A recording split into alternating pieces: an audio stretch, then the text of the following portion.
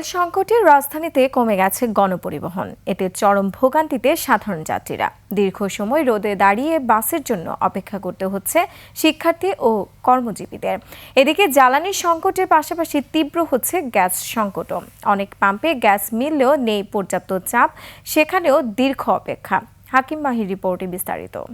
72 ঘন্টা moisture lock সমৃদ্ধ lily body wash শিয়া বাটারের goodness skin repair করে রাখে সফট ও গ্লোয়িং।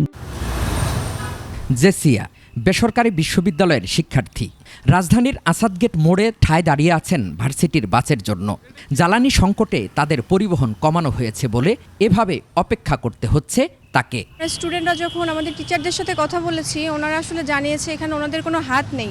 তবে ওনারা সর্বোচ্চ চেষ্টা করার পরেও আমাদেরকে পর্যাপ্ত পরিবহন দিতে পারছে না। আগে বাসগুলো আমরা ঠিকঠাকই পেতাম, 3টায় যে আমাদের এক্সট্রা বাস দেওয়া হইতো ওইটা আমরা ঠিকঠাক পাচ্ছি না। জেসিয়ার মতো প্রায় প্রত্যেক রুটের যাত্রীদের বাসের জন্য রোদের মধ্যেই 20 থেকে 30 মিনিট অপেক্ষা করতে হয়। যাত্রীরা জানান, রাজধানীতে গণপরিবহন আগের তুলনায় প্রায় অর্ধেকে নেমে এসেছে। তেলের সংকট মানে তো বাসের সংকট। তেলের সংকটের কারণে বাসের সংখ্যাটাও একটু কমে গেছে। প্রায় আধা ঘন্টার উপরে অপেক্ষা করছি। তেলের সমস্যা।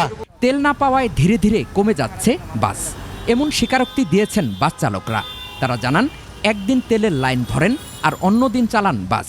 তেল নিতে গেলে একদিন লাগে, একদিন চালায় আর একদিন তেল নিই। আমাদের সমস্যাই একটা, আর কোনো সমস্যা নাই। একদিন তেল নিলে আমাদের পরের দিন চলতে পারি না, এই কারণে আমার গাড়ি বন্ধ হয়ে যায়।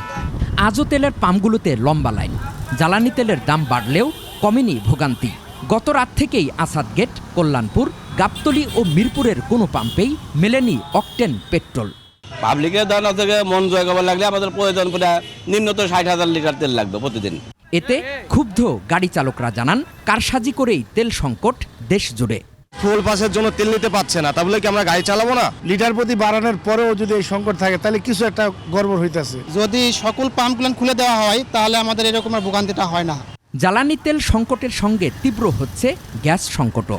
পাম্পগুলোতে তেলের গাড়ির সঙ্গে গ্যাসের গাড়িরও কিলোমিটার ব্যাপী লাইন। চালকরা জানান, কোনো কোনো পাম্পে গ্যাস পেলেও প্রেসার নেই গ্যাসের। আগে কন্টিনিউ পাইছি, আর এখন প্রায় প্রত্যেকটা পাম্পে আমরা যাচ্ছি, ঘুরে ঘুরে গাড়ি নিয়ে চলে আসতেছি। গ্যাস নেই, গ্যাসের সংকট। সমস্যা হচ্ছে প্রেসারের কারণেই হচ্ছে, গাড়ি বেশি লাইন হচ্ছে, দীর্ঘ লাইন।